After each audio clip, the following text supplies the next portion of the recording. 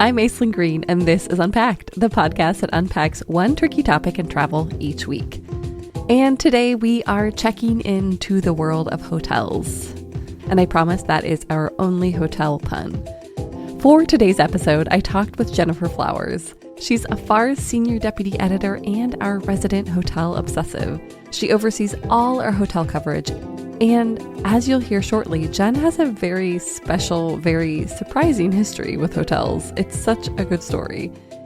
Every year, she creates our best new hotels list. It's a collection of new hotels around the world that have incredible design or sustainability stories, powerful histories, and are destinations unto themselves. Hi, Jen. How are you? Hey, Aislinn. I'm good. How are you doing? Good. Welcome back to Unpacked. Are you back home in the Pacific Northwest? Like, where in the world are you right now? I am. So I am back in the Pacific Northwest in my base on Orcas Island, Washington, in the San Juan Islands Archipelago, which it's just my favorite place in the world. And I'm very lucky to be able to spend a lot of time here when I'm not in New York. You are living the dream. Well, you are our resident hotels expert, and I love that you have a very special relationship with hotels. Would you mind sharing this journey of how you grew up and how you entered this hotel space? Yeah, hotels are a really special thing for me. I entered the travel publishing world kind of just with a wanderlust like we all have, right? I kind of look back and think maybe it was meant to be and I was meant to kind of have this role. My father was a hotelier. I was actually born and raised in the hotel world. My first home was a hotel in Manila in the Philippines. My dad was the GM of a hotel there. He was also the GM of the Plaza Hotel, which is a very famous hotel in New York City. I spent my childhood with kind of a foot in Asia and the foot in the United States, following my dad's career, basically, and living in hotels most of the time and kind of experiencing luxury hospitality firsthand, but also from this sort of insider back of the house point of view. So, funny, a lot of people joke that I was kind of a little Eloise from the Plaza Hotel, just because I actually did live in the Plaza Hotel, which was, in hindsight, amazing. I mean, I was 8 years old and I had a sauna in my bathroom and couldn't care less. And I look back and I'm like, why was it wasted on this 8-year-old? I would have been in there all the time had I been living there today. Oh my God. Maybe someday you can go back to living in the Plaza and then you'll really use that sauna in your bathroom. Several years ago, you wrote a story about what it was like growing up in hotels, and I believe you talked about your mom having a rice cooker in your hotel room. Yeah, I did write a lot about how to create a sense of home in all of these places that are not home, right? Or what home means when you're moving every 2 to 3 years. And my mom's rice cooker was that item, right? She never let us order room service. We were never allowed to do any of the fancy hotel things whenever we lived in. But the rice cooker for me was sort of that symbol of we're going to make dinner like a normal family, even though you can order beef tartare downstairs or whatever it is. I mean, very impressive on her part that she managed to kind of create this consistency for you. Yeah, it was pretty amazing. Well, you are uniquely positioned as Afar's hotels expert. What do you love about hotels and this industry? What's your passion? Well, if you think about whenever you travel, just think about the amount of money that you spend on a trip, right? Of course, there's the air ticket, which can be expensive depending on the time you book and everything. But one of the biggest things we're going to spend on is our hotel. And if you think about the impact of that on the place you're visiting, the people you're going to see in that destination, there's so much of a broader impact. So the place you choose to stay, is going to impact how you experience that destination. And it's also going to have an impact on the people and the places that you're visiting. So think about all the staff, the local suppliers, the way they operate, whether it's sustainably or not, what kind of vibe they create for locals and restaurants. So if you, for instance, care about local ownership and if you care about sustainability, however the hotel acts is what you're buying into. So I think it's a very important part of the A, financial decision, B, experiential part of your trip, and C, the impact that you'll have on your destination. Yeah, that's incredible. And I do love that Afar puts so much emphasis on that aspect of how does this hotel and your experience there impact the local community and how are they pulled in? It's certainly one of the key things we think about when we're looking at hotels for especially our best new hotels list. Yes, which we are here to talk about today. So how did you approach that list and how did things like that local impact kind of factor into your decision making? So these days, I think, there's more choice than ever when it comes to hotels. Like a new luxury hotel opens every day, it seems. And I think for the traveler, especially for the Afar traveler, we want those enriching experiences. But again, we want experiences that are also benefiting our destinations and bringing kind of positive impact to it. So we it's kind of crazy. We canvass the entire world for hotels that we feel are real game changers in the places where they are. So in London, where there's a lot of hotels, we think about what's already there and what this new hotel is bringing and how they're maybe like elevating what you can already find, how they are creating new, more sustainable operations, how they are hiring better. We look at everything. I mean, we also want the most incredible experiences of destinations around the world. So if you're going to Nepal, we want that hotel to unlock a new side of Nepal for you. If you're going to be in New York, we want that New York hotel to reveal something else that you didn't already know about the city. So we kind of look for that special, like, experiential quality. But again, all of those things kind of factor into this list that we cull, and we're very careful about culling the list into a very kind of small, well-curated selection of places that we ultimately hope will inspire people to travel to those places. And then I love that idea that then the hotel is one of the keys to unlocking that destination. I mean, it just magnifies the impact that they can have. There are 31 hotels on this list, which is, I believe, twice as many as there were last year. What was behind that kind of change and that increase? So actually, this is not that big of a list. A lot of publications do these lists of maybe 100 hotels. We chose 31 hotels, which is double the size of the list that we had last year. But it's still pretty small in the grand scheme of things. And the reason we keep them small is because we want to really, really kind of nail like which hotels were true game changers in their destinations and which ones are really setting a new standard. 31 hotels allows us to reach a broader scope of luxury experiences. So that can range from a tented camp in Africa to a beautiful old war office building that was restored in London where Winston Churchill once made wartime decisions. One of the things that I appreciate about the work that we do in general here at Afar is that we vet these places in person, right? We have people on the ground that can help us understand why something's important. And I believe that you visited several of these hotels. Could you share the ones that you met? Absolutely. So yeah, I mean, a few of them, one of the things you know how much I love Africa, Aislinn. I talk about it all the time. And yes. last year, I actually got to do a hard hat tour of Luapi in South Africa. It's in the Kalahari Desert. It's amazing. It's this beautiful landscape that was rewilded. It was former farming land that was turned into a private reserve. And you have rhinos, you have lions, you have like all like pangolins. It's like actually a really great place to see pangolins. And they only had 2 types of accommodations there. And they're adding this third, very exclusive private accommodation where you get your own car. You can kind of do a more family-centric vacation if you want to, or a group-centric one. And the footprint is so low. When you're there, you're still not going to run into any vehicles outside of maybe like one other vehicle from another lodge. Like you have the place to yourself, and the conservation story there is incredible. So for me to be able to see, and I love a hard hat tour, like I'm always in these hotels before. Yeah, it's one of those things where when I get in before the hotels open, I feel this sense of ownership. When the hotel does really well, I'm like, oh yes, I remember seeing when you didn't even have the bathtubs in the rooms or whatever. I mean, it's like that backstory thing that kind of helps me get jazzed about a place, and it really helps me understand how much effort goes into these places. And I mean, hotels are multi-year, expensive projects that don't have a quick ROI. You have to have an owner that has the buy-in on all of the values that hotel company brings. So it's a really interesting kind of back of the house process. I also stayed at the Carlton Cannes in France, and that's like the Cannes Film Festival Cannes. Yes.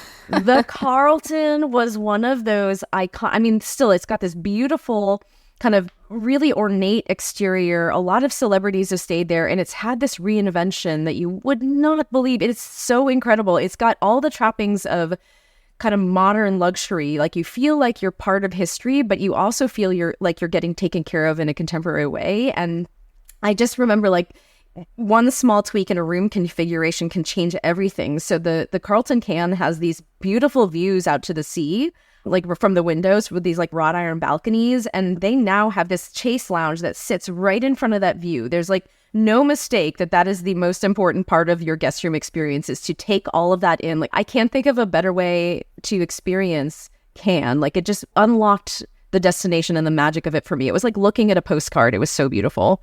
I have not stayed at any of these hotels, but there are several that I'm kind of currently obsessed with. For example, the Kona Village on the island of Hawaii, and they have such a cool sustainability story, which I also know is very important to you. It's important to me, and it's both a kind of a cultural and an environmental story. Yeah, oh, I'm actually checking into the Kona Village. It's a Rosewood resort in early April, so I will get firsthand knowledge. We had a reviewer go. She fell in love with it. This is one I've been following for a long time. This is a hotel that my mother is from Hawaii, and this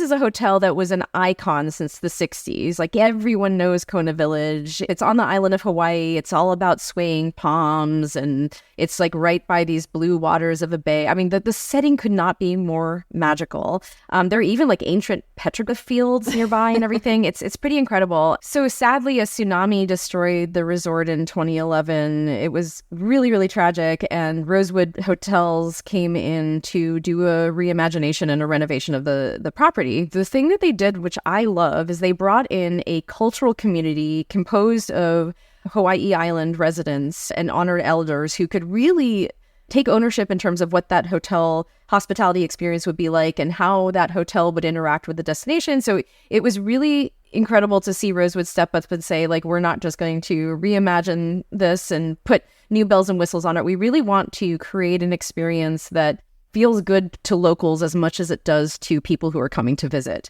And there's a lot of things that are going to be reflected in the guest experiences. So there's a lot of like preservation-focused organizations that are going to allow visitors to come in and see monk seal rehab centers and understand like the landscape and the history and the culture better and everything. And so all of that is sort of a co-authorship. And I think co-authorship is so important when you're looking at places with a lot of indigenous roots and a lot of indigenous storytelling. It's like, who's telling those stories? And it's very clear that Kona Village wants that to be in the hands of Native Hawaiians. So that's incredible. I'm really looking forward to seeing it myself. I mean, I also was curious if you are seeing more and more hotels that are having these conversations, that are really bringing local communities in, especially, perhaps marginalized or indigenous communities. Is that more of a trend that you've been seeing? Absolutely. I think that if you want to be a hotel that speaks to an Afar audience, when that audience member pulls back the curtain, they must be able to see some sort of engagement with any sort of local communities or cultures where they're located. So Kona Village is a great example. I just think so many of our readers care about where their dollars are going and what their dollars are supporting. And that local engagement is, I think, essential now. And it's cool to see that hotels are no longer so much imposing their vision and really carrying forward that conversation.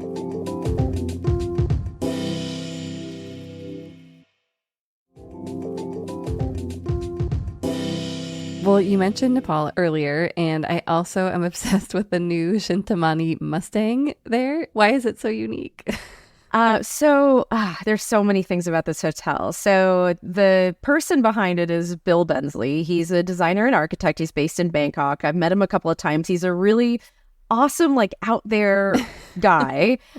He is a very prolific hotel designer, and he has designed some of my favorite hotels around the world. I mean, there's the Siam in Bangkok. There's a hotel called Shinta Mani Wild in Cambodia, where he and a business partner pretended that they were loggers at a logging auction for forest land in Cambodia. And then they transformed this little 500-acre plot of land that was supposed to go to loggers into a conservation area where there's a tented camp. And so there's a tented camp in Cambodia. There's wildlife that goes through it. There's all these conservation projects. They actually brought someone in from South Africa to run the place as a GM because they want to have that sort of conservation mindset. He also has a place opening in Republic of Congo in the next year or so. So Bill Bensley, he's so sensitive to conservation, to cultures, to the kind of preservation of lands and biodiversity. So I just love everything he does. He's very sustainable, and his designs are so dreamy and fun and out there.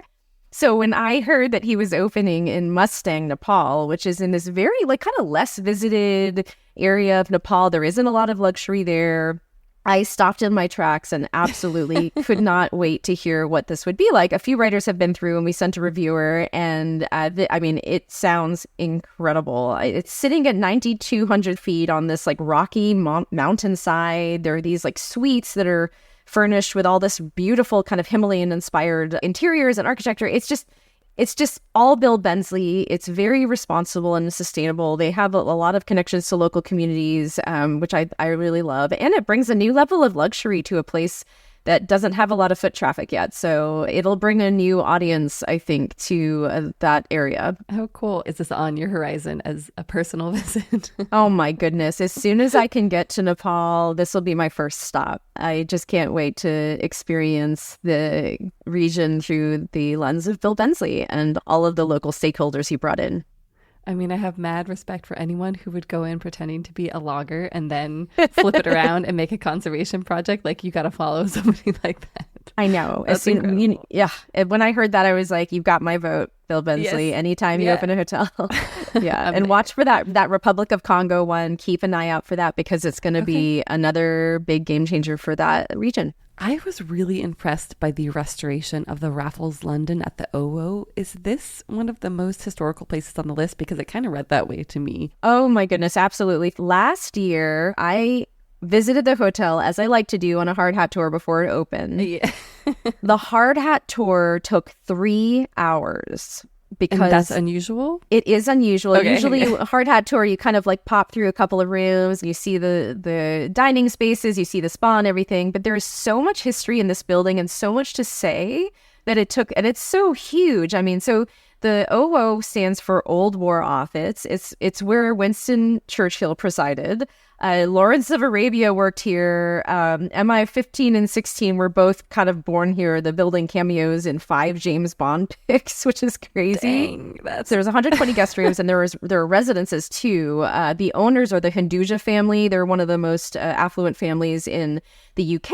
And one of the ideas behind this hotel was to leave a legacy behind in London. And I mean, I can't think of a better legacy. I mean, this is like incredible location near the Horse Guards in Buckingham Palace. The building itself was done with so much care and love. I mean, you have these like ornate banisters that are made with stone, and you have these like beautiful carved wooden interiors. I mean, I remember walking into like a closet of a suite thinking it was a suite. And the person giving me the tour said, no, we are in a closet. And it was the size of 2 of my New York apartments. It was gigantic. So this place is very special just from the opulence of it, but also from the history of it. I mean, you see why it's like a movie setting kind of place. And, you know, the fact that Winston Churchill made these huge wartime decisions there, you feel kind of like you're part of the Buckingham Palace story as well because you're so nearby. So yeah, it's pretty incredible. And it was a multi-year restoration project with a lot of love and care. Raffles is the luxury hotel group that's running it, and they're doing a very fine job. Our own Anya von Bremsen went and reviewed it, and she fell in love. She loved the hotel, and she loved everything that they did with it. And they have a Mauro Colagreco restaurant, which is a big marquee restaurant for them. So yeah, no, I think it'll really turn Whitehall, that kind of sleepy at night Whitehall, as Anya likes to describe it, into a dining and drinking hub. I mean, can I just go and like book the closet? It sounds like you don't even need the room. Can I just stay in that the sounds closet? good. Yeah, exactly. Yeah. The closet's fine. yeah, whatever. I'll take whatever. Have they set aside parts of the hotel as specifically kind of preservation that are almost museum-like? The idea is to live in the historic parts of the hotel. So there isn't anything that I think that's the great part about hotels, by the way, the ones that are really historic, is that you are in a living piece of history. So hotel companies that restore these hotels in a way that is exciting, they're usually giving people access to those rooms and letting them live in them. I mean, you're like kind of living next to the fireplace that was there originally, right? So there's less of the sort of cordoned off museum feel and more of the like, I get to have this all to myself, which is what I think the OO did so well. Well, kind of broadening out to some, categories that people might travel for. So what would you recommend from the list for people who really love design or architecture? So one that immediately comes to mind, so there's a designer named Martin Budnicki, he's a Swedish interiors maven. He is very prolific in the hotel world right now, but he's done some really amazing projects that have stood out on our list. So a couple of them are the Fifth Avenue Hotel in New York, which is all about the sort of like Gilded Age glamour of New York history, and then the Le Grand Mazarin in Paris. So now both of these hotels, if you look at them, they're all about like bright colors and maximalism. And that's a huge trend that I'm seeing right now in the hotel world. Gone are the quiet kind of beige on beige spaces. I mean, they're still around, but there's definitely more of a move towards like this kind of sophisticated maximalism where you're getting colors on colors and patterns on patterns. I mean, you're seeing this also at a new hotel that just opened in New York called the Warren Street Hotel. Definitely another one to watch for the next year. But the sort of maximalism trend is kind of in full force. And Martin Brzezinski is a perfect example of that. And the Grand Mazarin in Paris and the Fifth Avenue Hotel are two musts to check out on our list. Another one that I feel has a different flavor and a kind of different take on design is the Violino d'Oro in Venice. Now, this is a family-owned Italian company that opened a hotel in Venice with the idea of showcasing local artisans. So everything you touch, from the Rubelli fabrics to the hand-placed Venetian Seminato Terrazzo flooring to the Venini chandeliers, are all sourced locally or regionally. I mean, everything you experience in the hotel will have a story, and you're probably going to want to buy the tiles and the Murano glass chandeliers. And the great thing is that the owners know exactly how to source them. So if you are looking to renovate your home, go to Violino d'Oro and just take your pick and go visit the ateliers. Bring a couple of extra suitcases or get ready to ship things back. Yeah. Have a wonderful stay and redecorate your house. So those sound like fantastic places for people who travel specifically for design or art. What about people who want to be immersed in the outdoors or, have a nature experience? So we were just talking about Shinta Mani Mustang. I think that is actually an amazing way to get into the Himalayas, the Nepalese Himalayas. I mean, so Mustang is a Himalayan kingdom that was only fully open to Western tourists in 1992. So day trips or drives to ancient mud villages, tours around Buddhist pilgrimage sites, hikes to glacier lakes that end with these picnic lunches that are soundtracked by the rumble of a distant avalanche, as one of our writers describes. So you're right there next to nature while also having this very kind of cushy luxury experience. In the States, there's Ulum Moab, which is a spinoff of Under Canvas. If you've heard of Under Canvas, they're all about kind of glamping, tent to camp experience. Now, Ulum in Moab, Utah is the next level luxury of that, but you're still fully connected to nature in that beautiful sort of rust-colored landscape. But you have a king-size bed, and you have a bathroom with a rain shower, and you have seating areas with West Elm slingback chairs. It's a very luxury experience, but all very thoughtfully and sustainably created, but also you're fully kind of immersed in nature. And of course, Luapi in South Africa. Again, this conservation project is so special, and you're seeing endangered rhinos, you're seeing lions, you're seeing pangolins at night, and you get access to all these researchers who can unlock the stories in nature that you might not already see. I mean, when I was at Luapi, I met a PhD candidate who is working on puff adders, which is a type of snake, a very poisonous type of snake, and she is so passionate about it, and she tags snakes. She puts like little tracking devices in snakes and can find one for you. And it's so funny. Usually when I'm in the African bush, I am looking to avoid snakes, but she's like, no, I will take you to one. And I'm like, okay. Do I want that? So is that too close to nature for you, Aislinn? It was for me, but I don't know. But I love the idea of having access to all of those people who could do that storytelling. How cool. I think I might be swayed by that person's passion and be like, I do think I should see a puff adder because I'm here and maybe I'll never see one again. And you can protect me from it if it goes crazy. Yeah. And you get a little more empathy for our serpent, our danger noodle friends, as it were. Danger noodle friends. That takes all the sting out of the danger noodles. Wonderful. Well, okay. What about, say, something like the category of wellness, which does seem to have become bigger and just, people seem to be seeking that out more.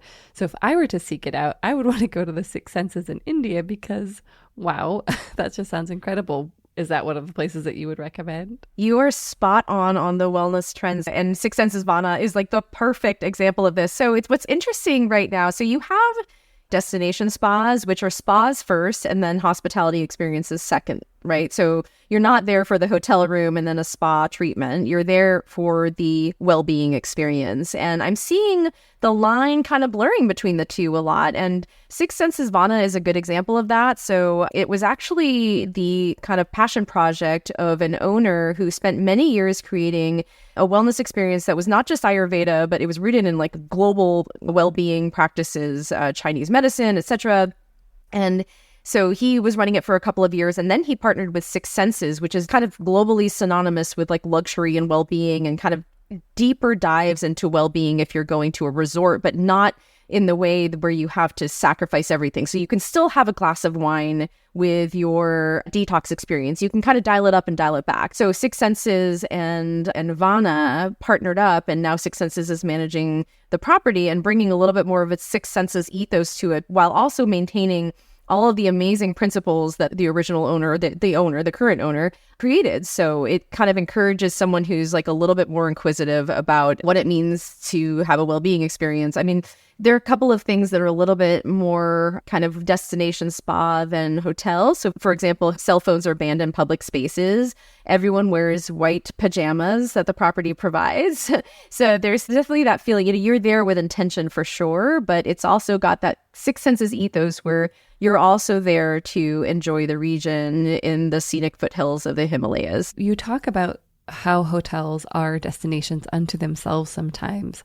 And I was just curious to know why that is true, why you think that's true for you. I think sometimes we think that hotels are for outsiders, but the best hotels are actually the ultimate insiders.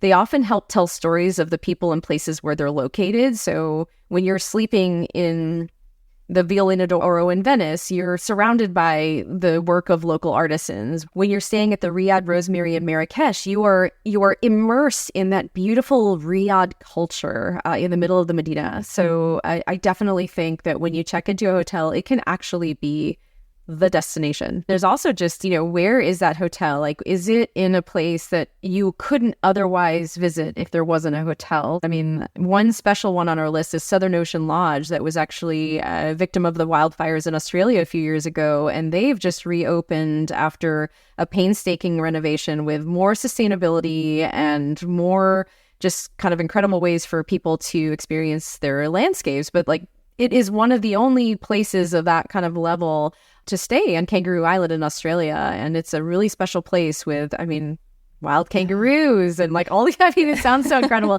That is one of the ones I cannot wait to get to, actually. So I guess my question is, like, you must be on the road all the time because how can you not want to check out every single one of these? Yeah, I am on the road a lot. It's definitely one of those challenges of balance. But luckily we can work from anywhere. And my favorite thing to do is to sometimes just check into a hotel and experience all the hospitality there. But also, like so many of us, spend a couple of hours to work from a hotel. WFH. Yes. I want to work from hotel more. Well, I think we all should. We all should, yeah. Mm-hmm. Looking ahead, what can we expect in 2024 in terms of hotel openings? You mentioned a couple. Are there any that you're like really excited about at this moment in time? Oh my goodness. Well, I just came out with an article with my springtime picks, although that list was so long that I had to whittle it down to 10, and that was very difficult. A few of the highlights, there's a really cool Mandarin Oriental coming out in Mayfair in London, which I'm really excited for. It's a more intimate kind of small hotel, which I love.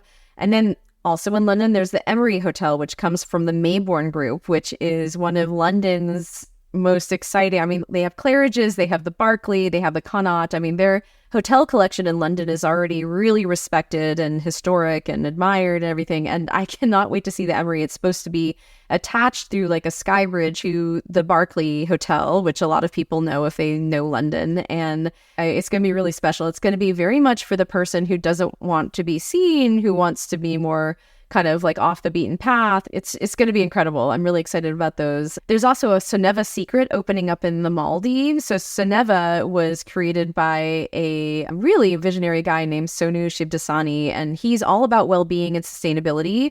He has hotels in the Maldives already, and this hotel is meant to be a little bit farther off the beaten path, family friendly, but just a little bit kind of farther off if you want to get out, kind of really immerse yourself in nature. And it's going to be really exciting just because it's going to add this sort of castaway further afield angle on an already amazing hotel product. Sounds like 2025 will be just as challenging in terms of whittling down this list and trying to pick the best new hotels. Aislinn, I think about hotels every single day, and I promise you that this list, I think about all the hotel stories that I'm not telling, and I lose sleep over it. So it's definitely a labor of love, and one that we dedicate a lot of time and obsession to, for sure. We're a bunch of hotel obsessives here at Afar.